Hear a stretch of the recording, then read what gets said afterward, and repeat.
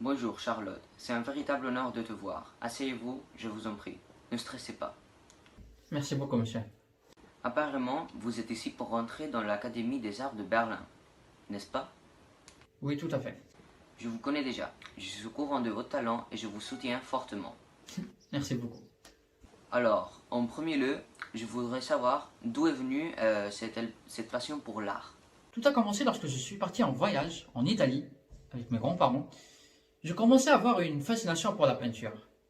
Et puis à mon retour en Allemagne, après avoir arrêté mes études, je dessinais de plus en plus. Je voulais en fait absolument rejoindre l'école des beaux-arts, même si mon père m'avait averti que ce serait très difficile.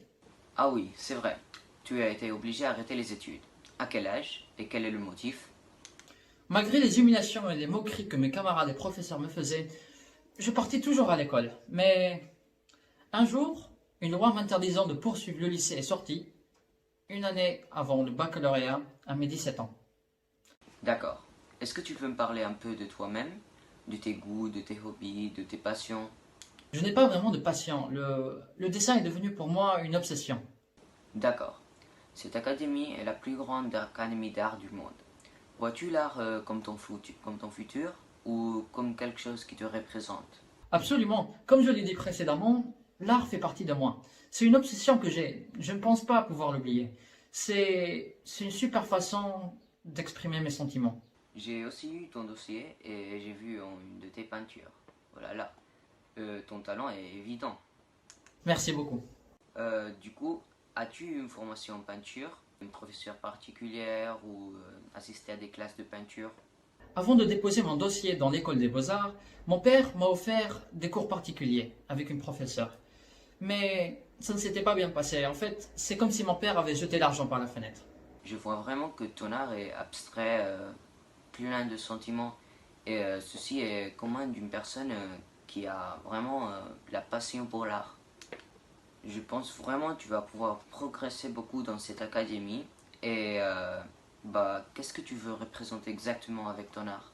Comme le dit Eminold, j'aime qu'un tableau ait l'air de s'être peint lui-même.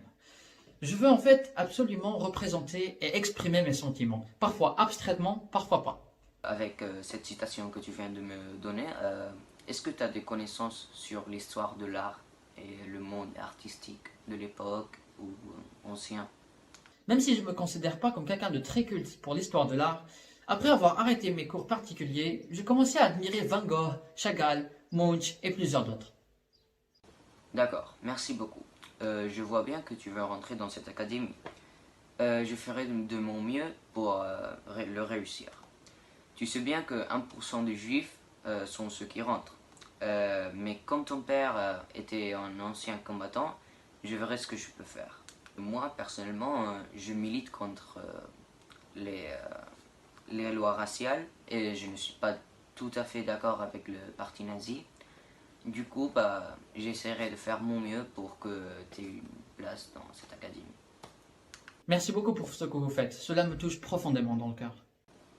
J'espère vous voir dans pas longtemps dans cette académie, parce que si tout va bien, on se reverra.